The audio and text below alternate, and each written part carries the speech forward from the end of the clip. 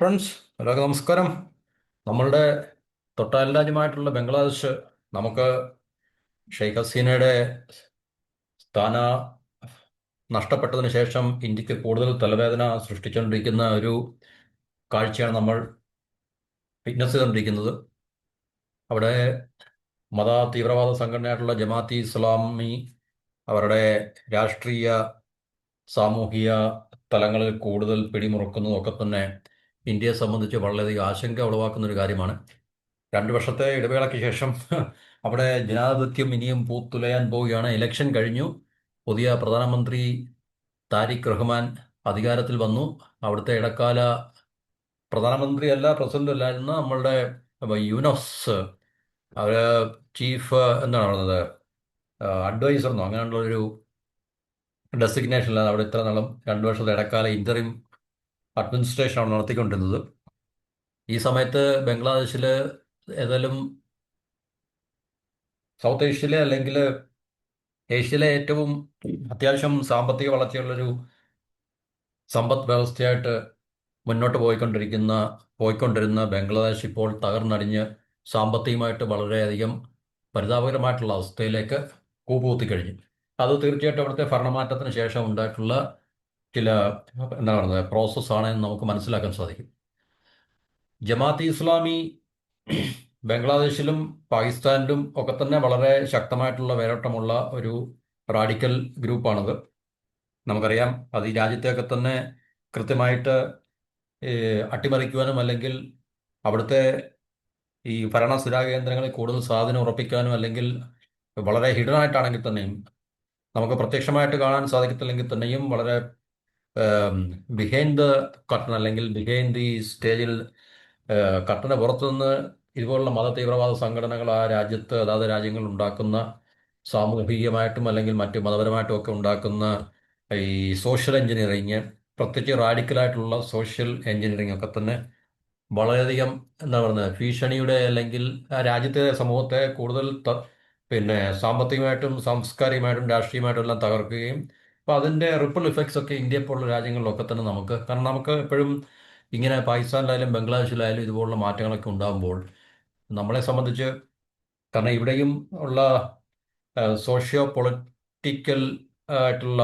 പ്രോസസ്സിനെയൊക്കെ ബാധിക്കുന്ന കാര്യങ്ങളായതുകൊണ്ട് നമുക്ക് കയ്യും കെട്ടി നോക്കി നിൽക്കാൻ സാധിക്കത്തില്ല. ഇന്ത്യക്ക് എപ്പോഴും നമ്മളുടെ അതിപ്പം ഏത് പാർട്ടിയുടെ ഭരിച്ചാലും ശരി, അതിനപ്പുറത്ത് നമ്മളുടെ രാജ്യത്തിൻ്റെ സുരക്ഷയെക്കുറിച്ച് നമ്മൾ പറയുമ്പോൾ തീർച്ചയായിട്ടും നമുക്കത് വളരെ ആശങ്ക ഉളവാക്കുന്ന അല്ലെങ്കിൽ തലവേദന ഉണ്ടാക്കുന്ന കാര്യമാണ്. ഓക്കെ, എന്നിരുന്നാലും തൽക്കാലം നമുക്ക് അവിടെ ഒരു ഡെമോക്രാറ്റിക്കലി ഇലക്റ്റഡ് അഡ്മിനിസ്ട്രേഷൻ ഭരണ സംവിധാനം വന്നു എന്നുള്ളൊരു ആശ്വാസം ഉണ്ട്. കാരണം എല്ലായിടത്തും നമുക്ക് പൊതുവെ സ്വീകാര്യമായിട്ടുള്ളൊരു സംവിധാനം അതായതുകൊണ്ട് രാജ്യങ്ങൾ തമ്മിലുള്ള ഉഭയകക്ഷി ബന്ധങ്ങളൊക്കെ തന്നെ അതിൻ്റെ അടിസ്ഥാനത്തിൽ ഒരു പക്ഷേ എന്താണ് പറയുന്നത് കൂടുതൽ ഊഷ്മളമായിട്ടുള്ള രീതിയിലേക്ക് പോകാനൊക്കെയുള്ള സാധ്യതയുണ്ട്. പാകിസ്ഥാനിലെ അവസ്ഥ നമുക്കറിയാം. അവിടെ സിവിലിയൻ ഗവൺമെൻറ് ഉണ്ടെങ്കിൽ തന്നെയും മിലിറ്ററിക്ക് അവിടെ ഡോമിനൻസ് ഉള്ളതുകൊണ്ട് അവരുടെ കാര്യങ്ങളെല്ലാം തന്നെ പാകിസ്ഥാന്റെ ഭരണ കാര്യങ്ങളെല്ലാം തന്നെ തീരുമാനിക്കുന്നതും അല്ലെങ്കിൽ തീരുമാനിക്കപ്പെടുന്നതും എല്ലാം തന്നെ അവരുടെ ആർമി ഹെഡ് ക്വാർട്ടേഴ്സിൽ നിന്നാണ്. അതും വളരെ റാഡിക്കലായിട്ടുള്ള എലമെന്റ്സ് ആണ് അതിനകത്തിലെല്ലാം ഉള്ളതാണ്. അതുകൊണ്ട് തന്നെ തീർച്ചയായിട്ടും ഇന്ത്യയുമായിട്ടുള്ള ഉഭയകക്ഷി ബന്ധങ്ങൾ പാകിസ്ഥാന് ഒരിക്കലും എന്താണ് പറയുന്നത് നല്ല രീതിയിൽ കൊണ്ടുപോകാൻ താല്പര്യമില്ല. അവർക്ക് കാശ്മീർ എന്നുള്ള വിഷയം എപ്പോഴും എന്താണ് പോയിച്ചുകൊണ്ടിരിക്കണം. അവരുടെ ഡൊമസ്റ്റിക് ആയിട്ടുള്ള ആഭ്യന്തരമായിട്ടുള്ള പൊളിറ്റിക്സിൻ്റെയും കൂടെ ഒരു ആവശ്യമാണ് അതെന്ന് പറഞ്ഞു കഴിഞ്ഞാൽ.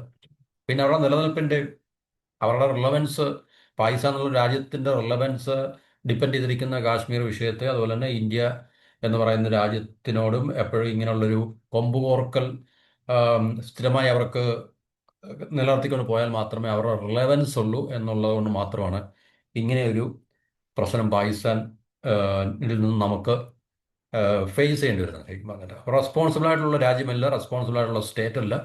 അതുകൊണ്ട് തീർച്ചയായിട്ടും ഇനിയും നമുക്ക് പാകിസ്ഥാനിൽ നിന്നും ഈ പറഞ്ഞ നമ്മൾ ഇത്രയും നാളും നേരിട്ട പ്രശ്നങ്ങളൊക്കെ തന്നെ ഭാവിയിൽ ഉണ്ടാകാൻ സാധ്യതയുണ്ട്. പാകിസ്ഥാൻ ബംഗ്ലാദേശ് പോലുള്ള രാജ്യത്തിൻ്റെ മുകളിലോ അല്ലെങ്കിൽ രാജ്യത്തിനകത്തോ അവർക്ക് സ്വാധീനം ലഭിക്കുകയാണെങ്കിൽ തീർച്ചയായിട്ടും അത് ഇന്ത്യക്ക് കൂടുതൽ എന്താണ് നമ്മൾ ഈ പറയുന്ന ഒരു ഹെഡേക്കിൻ്റെ തലവേദന അല്ലെങ്കിൽ ആശങ്ക ഉണ്ടാക്കുന്ന വിഷയമാണ് എന്ന് നമുക്ക് എല്ലാവർക്കും അറിയാവുന്നൊരു കാര്യമാണ്. പിന്നെ ചൈനയും കൂടെ അതിൻ്റെ കൂടൊപ്പം ഉള്ളത് കൊണ്ട് തീർച്ചയായിട്ടും അവർക്ക് ഒരു എക്സ്ട്രാ കറേജ് ഉണ്ട് ഈ പറഞ്ഞ രാജ്യങ്ങൾക്ക് നേരെ. ഓക്കെ. എന്തിനാൽ തന്നെയും ഇന്ത്യക്കെതിരെ തീർച്ചയായിട്ടും ബംഗ്ലാദേശിന് ഇതുപോലുള്ളൊരു എന്താണ് പറയുന്നത്, ഈ ഇന്ത്യയായിട്ടുള്ള ബന്ധം കൂടുതൽ വഷളായിക്കൊണ്ട് ദീർഘകാലത്ത് അവർക്ക് നല്ല രീതിയിൽ മുന്നോട്ട് പോകാൻ സാധിക്കത്തില്ല എന്നുള്ള ഒരു യാഥാർത്ഥ്യം നമ്മൾ മനസ്സിലാക്കുന്നതല്ലായിരിക്കും. ബംഗ്ലാദേശിന്റെ ഇപ്പോഴത്തെ പ്രധാനമന്ത്രി താരിഖ് റഹ്മാൻ സത്യപ്രതിജ്ഞ ചെയ്തിട്ടുണ്ട്.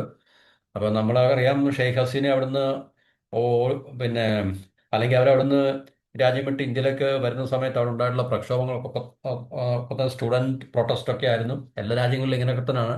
കളർ റവല്യൂഷൻസ് ഈ അമേരിക്കയുടെ നേതൃത്വത്തിലുള്ള ഡീപ് സ്റ്റേറ്റ് അവരെ ഓർക്കസ്ട്രേറ്റ് ചെയ്യുന്നത്.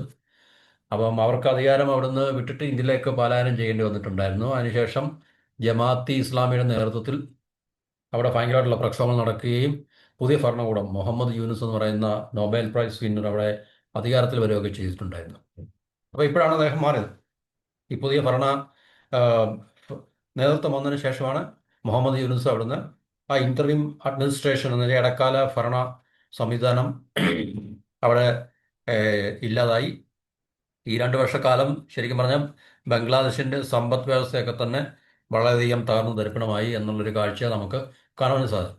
വ്യവസായിക വ്യാവസായിക രംഗത്ത് അതുപോലെ സാമ്പത്തിക രംഗത്തൊക്കെ തന്നെ കടുത്ത തിരിച്ചടികൾ.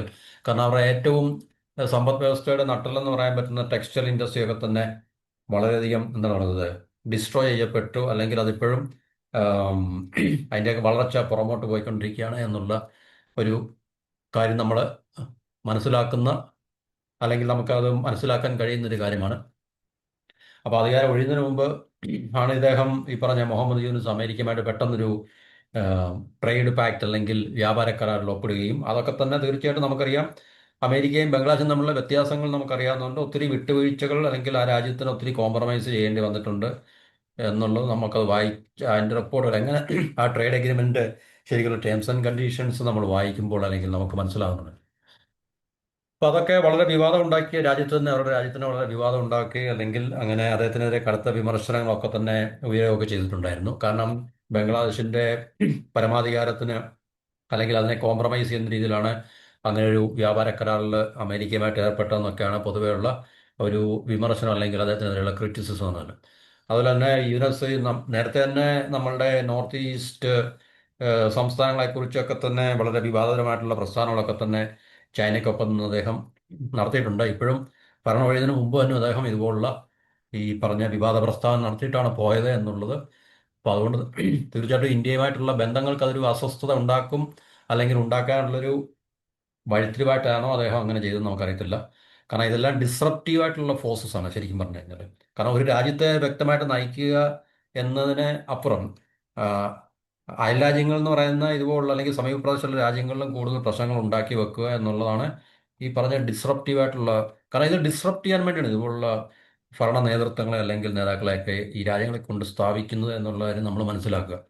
അല്ല ആ രാജ്യത്തിനെ വളരെ കൃത്യമായിട്ട് മുന്നോട്ട് നയിച്ചുകൊണ്ട് പോകുവാനും അവിടുത്തെ ജനങ്ങളുടെ ജീവിത നിലവാരത്തെ കൂട്ടുവാനും അല്ലെങ്കിൽ സമീപത്തുള്ള സമീപ അയൽരാജ്യങ്ങളുമായിട്ടുള്ള ഇപ്പോൾ ഇന്ത്യ പോലുള്ള അയൽരാജ്യങ്ങളുമായിട്ട് കൂടുതൽ നല്ല ബന്ധങ്ങൾ സൗഹൃദപരമായിട്ട് മുന്നോട്ട് കൊണ്ടുപോകാനും ഒന്നുമല്ല, ഏഹ്, നിലനിന്ന നിലനിൽക്കുന്ന ഓർഡർ അതിനെ പിന്നെ ഡിസ്റപ്റ്റ് ചെയ്യുക അല്ലെങ്കിൽ ഡിസ്ട്രോയ് ചെയ്യുക എന്നുള്ള ലക്ഷ്യത്തോടു കൂടിയാണ് ഇതുപോലുള്ള ഭരണ സംവിധാനങ്ങളെയൊക്കെ തന്നെ ഇതുപോലുള്ള രാജ്യങ്ങളിലൊക്കെ തന്നെ കൊണ്ട് പ്ലേസ് ചെയ്യുന്നതെന്നുള്ളത് നമുക്ക് പല അനുഭവങ്ങളിൽ നിന്നും നമ്മൾ പുറമോട്ട് തന്നെ പല രാജ്യങ്ങളിലെ അവസ്ഥകളിൽ കൂടെ നമുക്ക് പാകിസ്ഥാനൊക്കെ നമ്മുടെ മുമ്പുള്ള ഏറ്റവും പ്രധാനപ്പെട്ട ഉദാഹരണങ്ങളാണ്. അപ്പോൾ അതേ പിന്നെ മെഡിസിൻ അല്ലെങ്കിൽ അതേ ഒരു ഫോർമുല തന്നെയാണ് ബംഗ്ലാദേശിലും അവർ പ്രയോഗിച്ചിട്ടുള്ളത്. ഇനി പുതിയ ഭരണ സംവിധാനം ഈ ജനാ ഇലക്ട്രൽ പ്രോസസ്സുകൾ വന്ന പുതിയ ഭരണ സംവിധാനം എങ്ങനെ കാര്യങ്ങൾ മാനേജ് ചെയ്യും അല്ലെങ്കിൽ ഹാൻഡിൽ ചെയ്യും എന്നുള്ളതിനെ കുറിച്ച് നമുക്കറിയത്തില്ല, പ്രത്യേകിച്ച് ഇന്ത്യയുമായിട്ടുള്ള ബന്ധങ്ങൾ. അപ്പം അയൽക്കാരുമായിട്ടുള്ള ബന്ധം ഒക്കെ വളരെ നല്ല രീതിയിൽ കൊണ്ടുപോകാനാണ് അദ്ദേഹത്തിന്റെ താല്പര്യം എന്നൊക്കെയാണ് പുതിയ പ്രധാനമന്ത്രി പറഞ്ഞിരിക്കുന്നത്.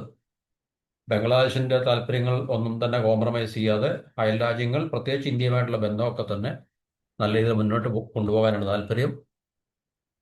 അദ്ദേഹം നമ്മളുടെ പ്രധാനമന്ത്രിയെ ഫോൺ വിളിച്ച് സത്യപ്രതിജ്ഞയ്ക്കൊക്കെ ക്ഷണിച്ചിരുന്നു, പക്ഷേ ഇപ്പോൾ നമ്മൾ പോയില്ല. അതിന് വേറെ പല അദ്ദേഹത്തിന് ഒരുപക്ഷെ നമ്മളുടെ PM-ന് നേരത്തെ നിശ്ചയിച്ചുറപ്പിച്ച മറ്റു ചില എൻഗേജ്മെന്റ് ഒക്കെ ഉണ്ടാകുമായിരിക്കും. അതുകൊണ്ടായിരിക്കാം ചിലപ്പോൾ അങ്ങനെയുള്ള ഒരു ചടങ്ങിൽ പങ്കെടുക്കുവാൻ സാധിക്കാതെ വന്നത്, അല്ലെങ്കിൽ അതിനെ ഒരുപക്ഷെ വേണ്ട എന്നുള്ളൊരു തീരുമാനമെടുത്തത്. അതുപോലെ തന്നെ നമ്മളുടെ ഈ പറഞ്ഞ നമ്മളുടെ അല്ല, മത തീവ്രവാദ സംഘടനകളായിട്ടുള്ള ജമാഅത്തെ ഇസ്ലാമിക്കെതിരെ മത്സരിച്ചാണ് ഈ ബംഗ്ലാദേശ് നാഷണൽ പാർട്ടി BNP ജയിച്ചത്.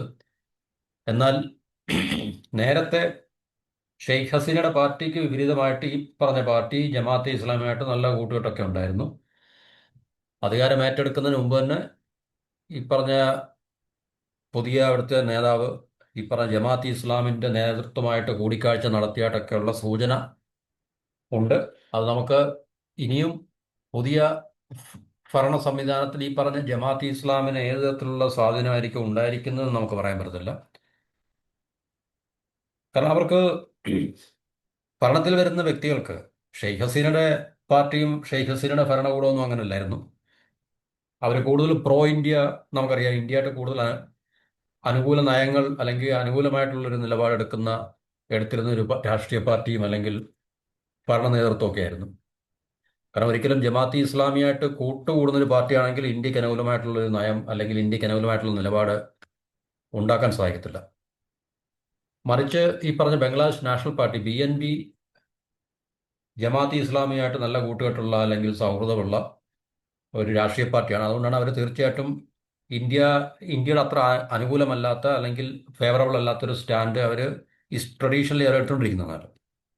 കാരണം ജമാഅത്ത് ഇസ്ലാമി പോലൊരു റാഡിക്കൽ റിലീജിയസ് ഗ്രൂപ്പ് ഒരിക്കലും സമ്മതിക്കത്തില്ല. കാരണം ഇന്ത്യ പോലുള്ള രാജ്യമായിട്ട് കൂടുതൽ അവരുമായിട്ട് അടുത്ത് നിൽക്കുന്ന ഒരു രാഷ്ട്രീയ പാർട്ടി കൂടുതൽ സൗഹൃദം അല്ലെങ്കിൽ ഉഭയകക്ഷി ബന്ധങ്ങളിൽ തന്നെ ഊഷ്മളത നിലനിർത്തുവാൻ ഈ റാഡിക്കൽ എലമെന്റ്സ് ഒരിക്കലും കൂട്ടുനിൽക്കത്തില്ല. അപ്പോൾ ഇനിയും ഇപ്പോൾ ഈ പുതിയതായിട്ട് നിലവിൽ വന്നിട്ടുള്ള ഗവൺമെന്റിൽ ഈ ജമാഅത്ത് ഇസ്ലാമിക്കുള്ള പങ്ക് എന്തായിരിക്കും എന്നുള്ളത് നമുക്കറിയത്തില്ല. അവർക്ക് ഏതെങ്കിലും തരത്തിലുള്ള ഇൻഫ്ലുവൻസ് ഉണ്ടെങ്കിൽ തീർച്ചയായിട്ടും ഇന്ത്യയായിട്ടുള്ള ബന്ധങ്ങൾ കൂടുതൽ വഷളാക്കുവാനോ അല്ലെങ്കിൽ ഇപ്പോൾ അത്ര സുഖകരമല്ലാത്ത ഈ ബന്ധത്തെ അതുപോലെ തന്നെ നിലനിർത്തിക്കാൻ സ്റ്റാറ്റസ് കോ എന്ന് നമുക്ക് പറയാം, തൽസ്ഥിതി നിലനിർത്തിക്കൊണ്ട് പോകുവാനായിരിക്കും ഒരുപക്ഷെ കഴിയുക എന്നുള്ളത് നമുക്ക് അതിൽ നിന്ന് വിലയിരുത്താൻ സാധിക്കുന്നത്.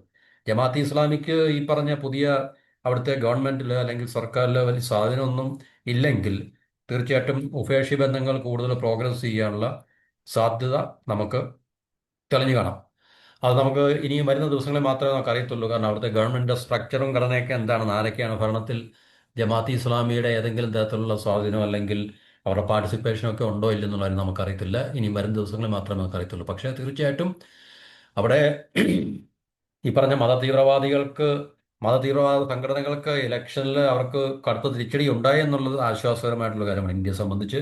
അതുപോലെ ഡെമോക്രാറ്റിക് ആയിട്ടുള്ള ഒരു പ്രോസസ്സിൽ കൂടെ അവിടെ ഒരു ഗവൺമെന്റ് വന്നു എന്നുള്ളതും തീർച്ചയായിട്ടും നമുക്ക് താൽക്കാലികമായിട്ടെങ്കിലും ഒരു റിലീഫ് വരുന്ന കാര്യമാണ്. പക്ഷേ ഇന്ത്യയുടെ ഡിപ്ലോമാറ്റിക് ആയിട്ടുള്ള ചാനൽസും അല്ലെങ്കിൽ നമ്മുടെ റിസോഴ്സും ഉപയോഗിച്ച് പുതിയ അവിടുത്തെ ഗവൺമെന്റുമായിട്ട് പഴയ രീതിയിലുള്ള ഒരു സൗഹൃദത്തിലേക്ക് നമ്മൾ പോവുക എന്നുള്ളത് നമ്മളുടെയും കൂടെ ഒരു ആവശ്യമാണ്. കാരണം അല്ലെങ്കിൽ നമുക്ക് തീർച്ചയായിട്ടും, കാരണം പാകിസ്ഥാന് ബംഗ്ലാദേശിൽ ഉണ്ടാകാൻ സാധ്യതയുള്ള സ്വാധീനത്തെ നമുക്ക് ഇല്ലാതാക്കുക, കുറയ്ക്കുക അല്ലെങ്കിൽ ന്യൂട്രലൈസ് ചെയ്യുക എന്നുള്ളതാണ് ഇന്ത്യക്ക് ഏറ്റവും പ്രധാനമായിട്ടും ചെയ്യാനുള്ളൊരു കാര്യം എന്ന് പറഞ്ഞു കഴിഞ്ഞാൽ.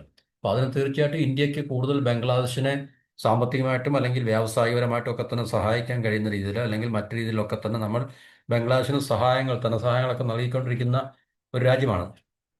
അപ്പോൾ ആ രീതിയിലൊക്കെ തന്നെ അവരെ നമുക്ക് ഈ എന്താണ് പറഞ്ഞത്, ഉഭയകക്ഷി ബന്ധങ്ങളിൽ കൂടുതൽ കോൺഫിഡൻസിൽ എടുത്തിട്ട് നമുക്ക് തീർച്ചയായിട്ടും പുതിയ അവിടുത്തെ ഗവൺമെന്റുമായിട്ട് നല്ലൊരു ബന്ധം സ്ഥാപിക്കാനും പുലർത്തിക്കാനും പോകുവാനും കഴിയുക എന്നുള്ളത് ഇന്ത്യക്ക് വളരെ അത്യാവശ്യമാണ്. അത് നമുക്ക് വളരെ, എന്താണ് പറയുന്നത്, പാകിസ്ഥാന് അവിടെ ഉണ്ടാകാൻ സാധ്യതയുള്ള സ്വാധീനത്തെ കൂടുതൽ നമുക്ക് ഇല്ലാതാക്കുവാനും അല്ലെങ്കിൽ ന്യൂട്രലൈസ് ചെയ്യാനും കഴിയണം. അങ്ങനെ കഴിഞ്ഞാൽ മാത്രമേ ഇന്ത്യക്ക് തീർച്ചയായിട്ടും, കാരണം വളരെ നമുക്കൊരിക്കലും, എന്താണ് പറയുന്നത്, ഈ അതിനെ നെഗ്ലക്ട് ചെയ്യാൻ പറ്റുന്നൊരു രാജ്യമല്ല ബംഗ്ലാദേശ് എന്ന് പറഞ്ഞു കഴിഞ്ഞാൽ. കാരണം ബംഗ്ലാദേശ് നമ്മളുടെ ഈ പറഞ്ഞ സ്വാധീനം മീൻസ് നമുക്ക് ഈ വളരെ ബെറ്റർ ആയിട്ടുള്ള ഒരു ബയലാറ്ററൽ റിലേഷൻസിൽ നിന്നും തെന്നി മാറി പോകുന്ന ഒരു രാജ്യമായിട്ട് നിലനിന്നു കഴിഞ്ഞാൽ അവിടെ പാകിസ്ഥാനും ചൈനയ്ക്കും കൂടുതൽ ഇൻഫ്ലുവൻസ് ലഭിക്കുകയും അത് ഇന്ത്യയെ സംബന്ധിച്ച് വളരെയധികം പ്രശ്നങ്ങൾ സൃഷ്ടിക്കുന്ന ഒരു, എന്താണ് പറയുന്നത്, റീജിയണൽ പൊളിറ്റിക്കൽ ഇക്വേഷനായിട്ട് അല്ലെങ്കിൽ അല്ലെങ്കിൽ ഒരു ജിയോ പൊളിറ്റിക്കൽ ഇക്വേഷനായിട്ട് അത് പരിണമിക്കും. ഇപ്പോഴത്തെ നമുക്കറിയാം, കഴിഞ്ഞ 2 വർഷത്തിനിടയിൽ യൂനസ് വന്നതിന് ശേഷം ഏറ്റവും കൂടുതൽ ഇന്ത്യയെ പ്രകോപിപ്പിക്കുന്ന രീതിയിലാണ് ബംഗ്ലാദേശിന്റെ നിലപാടുകളെല്ലാം തന്നെ ഉണ്ടായിട്ടുള്ളത്. കാരണം ഇന്ത്യയുമായിട്ടുള്ള ബന്ധങ്ങൾ കൂടുതൽ ബെറ്റർ ആക്കുവാൻ താല്പര്യം പ്രകടിപ്പിക്കാതെ ചൈനയെയും പാകിസ്ഥാനെയും കൂടുതൽ ഇൻവൈറ്റ് ചെയ്യുകയും അവരുടെ എല്ലാ പിന്നെ രീതിയിലും ഇന്ത്യക്കെതിരെയുള്ള എന്താണ് നിലപാടുകളിലേക്ക് അല്ലെങ്കിൽ ഇന്ത്യ വിരുദ്ധ നിലപാടുകളിലേക്ക് പോകാനുള്ള താല്പര്യമാണ് യൂനിസിന്റെ ഇടക്കാല ഗവൺമെന്റ് അല്ലെങ്കിൽ ഭരണം കാഴ്ചവെച്ചത്. അപ്പം അതുപോലെ തന്നെ ഈ പുതിയ ഭരണ സംവിധാനവും അങ്ങനൊരു നിലപാടിലേക്ക് പോവുകയാണെങ്കിൽ തീർച്ചയായിട്ടും നമുക്കറിയാം ഇതിപ്പോൾ ജനാധിപത്യപരമായിട്ട് തിരഞ്ഞെടുത്ത ഒരു ഗവൺമെന്റ് ആയതുകൊണ്ട് 5 വർഷം അവിടെ ഭരണത്തിൽ അവർ കാണും. തീർച്ചയായിട്ടും ഈ 5 വർഷം അവർക്ക് ഉണ്ടാക്കാൻ പറ്റുന്ന മാറ്റങ്ങൾ എന്ന് പറഞ്ഞു കഴിഞ്ഞാൽ വളരെയധികം ആർക്കും ക്വസ്റ്റ്യൻ ചെയ്യാൻ പറ്റത്തില്ല. കാരണം ഡെമോക്രാറ്റിക്കലി ഇലക്റ്റഡ് ആയിട്ടുള്ള ഗവൺമെന്റ് ആണ്. അതുകൊണ്ട് നമുക്കതിനെ തീർച്ചയായിട്ടും നമുക്കെന്ന് പറഞ്ഞാൽ ആർക്കും അതിനെ ഈ അന്താരാഷ്ട്ര രംഗത്ത് ഇന്റർനാഷണൽ രംഗത്തുനിന്ന് ആർക്കും അതിനെ ചോദ്യം ചെയ്യാൻ സാധിക്കത്തില്ല. കാരണം ഇങ്ങനെ ഉള്ളൊരു ഗവൺമെന്റ് എടുക്കുന്ന അവരുടെ തീരുമാനങ്ങൾ എന്നത്, കാരണം അത് അവർക്ക് പറയാൻ പറ്റും അവരുടെ രാജ്യത്തിന്റെ താല്പര്യത്തിന് വേണ്ടിയാണ് അത് എടുക്കുന്നത് നമുക്ക് പറയാൻ പറ്റും. പക്ഷേ ഇന്ത്യയെ സംബന്ധിച്ച് അത് വളരെയധികം പ്രശ്നങ്ങൾ ഉണ്ടാക്കുന്ന ഒരു കാലഘട്ടമായിരിക്കും. ഇന്ത്യ ഇപ്പോൾ നിലവിലുള്ള ഇക്വേഷനെ തിരുത്തി കുറിക്കുവാൻ അല്ലെങ്കിൽ നമുക്കതിനെ റീറൈറ്റ് ചെയ്യാൻ സാധിച്ചില്ലെങ്കിൽ നമ്മുടെ ഡിപ്ലോമസിക്കും അല്ലെങ്കിൽ നമ്മുടെ ഫോറിൻ പോളിസിക്കും അതുപോലെ തന്നെ നമ്മുടെ ഇക്കണോമിക് മൈറ്റ്, നമ്മുടെ ഇക്കണോമിക് സാമ്പത്തിക ശക്തി ഉപയോഗിച്ചുകൊണ്ട്, എന്ന് വെച്ചാൽ സാമ്പത്തിക ശക്തി ഉപയോഗിക്കുക എന്ന് പറഞ്ഞാൽ അവരെ പ്രഷർ ചെയ്യുകയോ അല്ലെങ്കിൽ അവരെ ഭീഷണിപ്പെടുത്തുക എന്നുള്ളതല്ല. നമുക്ക് തീർച്ചയായിട്ടും ബംഗ്ലാദേശിനെ കോൺഫിഡൻസിലെടുത്ത് അവരുടെ ഇൻഡസ്ട്രിയൽ ഇക്കണോമിക് ഡെവലപ്മെന്റിന് വേണ്ടി കൂടുതൽ സഹായങ്ങൾ കൊടുക്കുകയും അല്ലെങ്കിൽ കൊളാബറേഷൻസ് ഒക്കെ തന്നെ നമുക്ക് ഉണ്ടാക്കിയെടുക്കാൻ സാധിക്കുക എന്നുള്ളത് അല്ലെങ്കിൽ ഉണ്ടാക്കിയെടുക്കുക എന്നുള്ളത് വളരെയധികം പ്രധാനപ്പെട്ട ഒരു കാര്യമാണ്. അത് തീർച്ചയായിട്ടും ഇന്ത്യത്തിലെ ഏത് തരത്തിലുള്ള നിലപാടുകളാണ് എടുക്കാൻ പോകുന്നത് എന്നുള്ളത് ഒരുപക്ഷെ ബംഗ്ലാദേശിൽ ഇപ്പോൾ നിലനിൽക്കുന്ന ഗവൺമെന്റിന്റെ നമ്മളോടുള്ള സമീപനം എങ്ങനായിരിക്കും എന്നുള്ളതിനെ അടിസ്ഥാനമാക്കിയായിരിക്കും എന്നുള്ളതാണ് നമുക്ക് മനസ്സിലാക്കാൻ സാധിക്കുന്നത്. അപ്പോൾ ഇത്രയാണ് നമുക്ക് ഈ ടോപ്പിക്കിൽ കൂടെ നമുക്ക് മനസ്സിലാക്കാൻ സാധിക്കുന്നത്. തൽക്കാലം ഇത്തരം പറഞ്ഞ ടോപ്പിക്കുകൾ അവസാനിപ്പിക്കുന്നു. മറ്റു ടോപ്പിക്കുമായിട്ട് അടുത്ത വീഡിയോയിൽ